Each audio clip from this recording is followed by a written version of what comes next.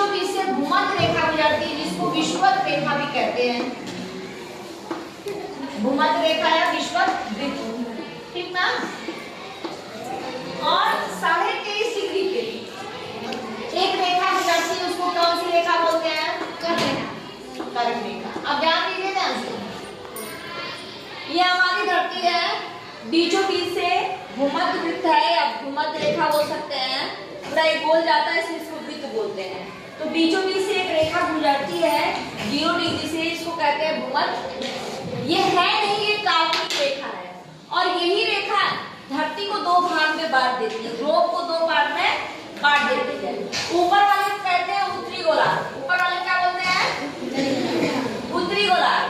ये है उत्तरी गोलार्ध यानी कि गोले का आधा, और नीचे वाले को कहते हैं दक्षिणी गोलार्ध।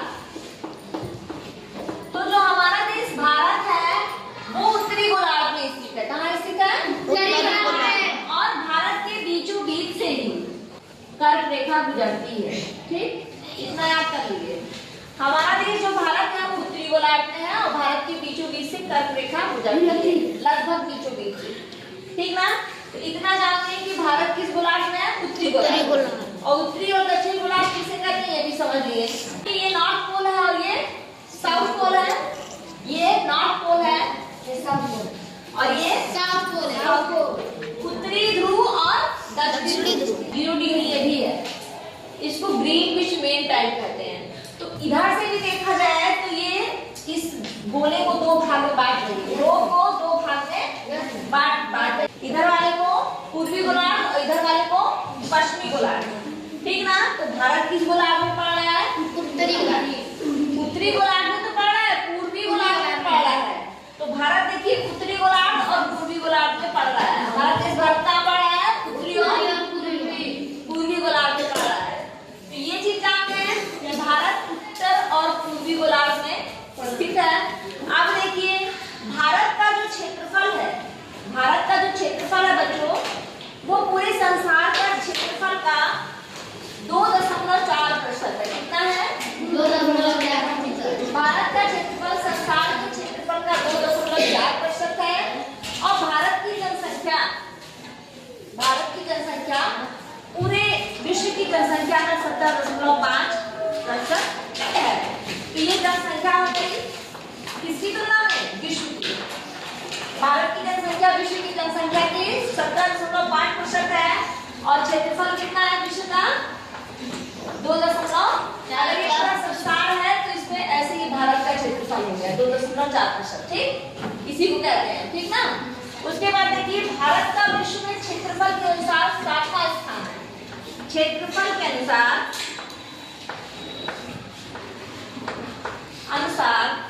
भारत का 7वां स्थान है। कौन सा स्थान है? 7वां स्थान। अब हम जाने कि 7वां स्थान है तो पहले स्थान पे कौन है?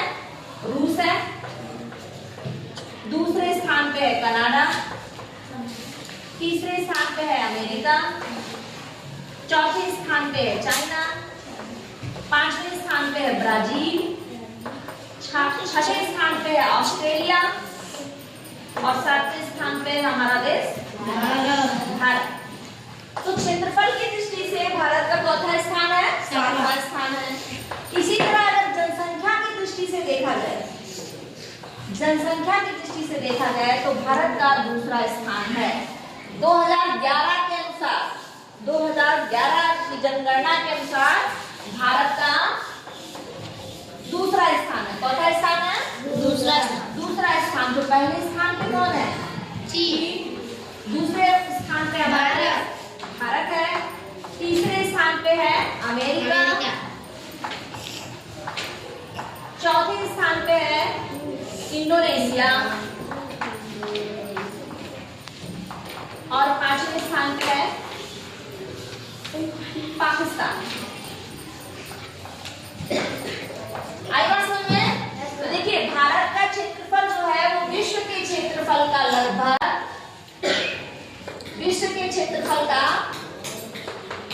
2.4% है। जनसंख्या भारत की विश्व की जनसंख्या की 17.5, मतलब कि 17.5% का मतलब कि 2.4% भूमि पे 17.5% लोग संसार के रहते हैं। क्षेत्रफल के अनुसार भारत का स्थान है 7वां। पहले स्थान पे रूस है, दूसरे स्थान पे कनाडा है, तीसरे स्थान पे अमेरिका है, चौथे स्थान पे चीन है, पांचवें स्थान पे ब्राजील है, सातवें स्थान पे ऑस्ट्रेलिया है और छठे स्थान पे ऑस्ट्रेलिया और सातवें स्थान पे भारत है। इसमें जनसंख्या की दृष्टि से यानी कि जनगणना 2011 के अनुसार भारत जो है दूसरे नंबर पे है, लेकिन एक संयुक्त राष्ट्र जनसंख्या कोष के अनुसार भारत पहले नंबर पे आ गया है। अभी हमारी जनगणना नहीं हुई है, 2011 के बाद हमारी जनगणना नहीं हुई है, तो हमारा देश भारत जो है पहले स्थान पे आ गया है। इसके अनुसार संयुक्त राष्ट्र जनसंख्या कोष के अनुसार हमारा देश भारत इस समय पहले स्थान पे है। तो ये तो संसार में भारत की स्थिति हो गई। अब हम देखेंगे कि भारत का अक्षांशीय और देशांतरी विस्तार कितना है।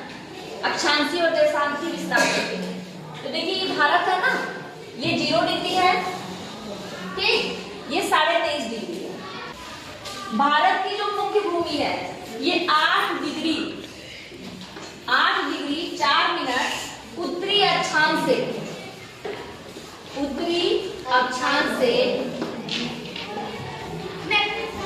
37 डिग्री 6 मिनट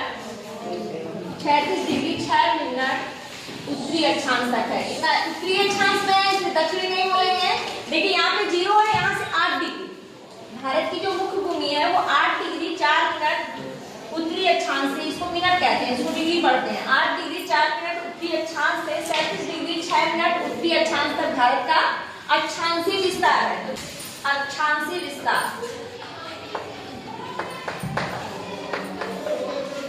देखिए, अक्षांशीय विस्तार जो होगा भारत का वो है 8 डिग्री 4 मिनट उत्तरी अक्षांश से 37 डिग्री 6 मिनट उत्तरी अक्षांश तक। इसमें दक्षिणी नहीं बोलना है। यहाँ आप लोगों को समझ में आ रहा है ना, यहाँ पे 37 डिग्री 6 मिनट दक्षिणी अक्षांश, मतलब कि ये जो 8 डिग्री 4 मिनट है वो भारत के कन्याकुमारी से होके गुजरेगा। तमिलनाडु में जो कन्याकुमारी है उससे ये होके गुजरेगा 8 डिग्री। इसके अलावा देखिए ये तो मुख्य भूमि है, इसके अलावा यहाँ अंडमान निकोबार द्वीप समूह है ना, तो वो 6.4 डिग्री से गुजरता है। कितने से? 6.4 नहीं बोलेंगे, 6 डिग्री 4 मिनट उत्तरी अक्षांश, ठीक ना। तो मुख्य भूमि का ये विस्तार है, किसका है?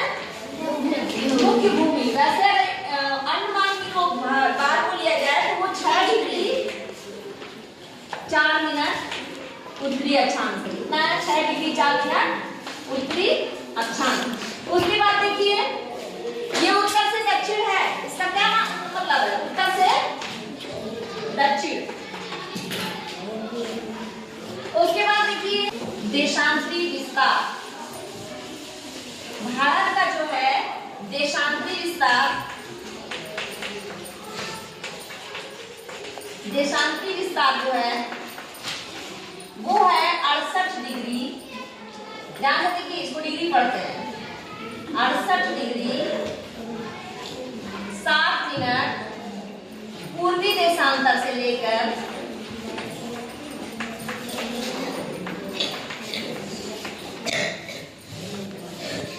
97 डिग्री 25 मिनट पूर्वी देशांतर तक इसका देशांतरी विस्तार है। समझ में आ रहा है? तो देखिए यहाँ से हो जाएगा, ये 0 डिग्री है तो यहाँ 68 हो जाएगा, 68 डिग्री 7 मिनट पूर्वी देशांतर, और यहाँ हो जाएगा 97 डिग्री 5 मिनट 25 मिनट पूर्वी देशांतर। ये समझ में आ रहा है कि भारत की स्थिति संसार में क्या है ना। ये भारत की स्थिति हो गई। अब भारत का क्षेत्रफल जान लेते हैं। भारत का क्षेत्रफल कितना है? भारत का बराबर है 32,87,263 वर्ग किलोमीटर। वर्ग किलोमीटर, ये क्षेत्रफल हो गया। और भारत की लंबाई कितनी है? उत्तर से दक्षिण लंबाई देखते हैं। भारत की लंबाई हो जाएगी 3214 किलोमीटर। और चौड़ाई कितनी है पूरब से पश्चिम?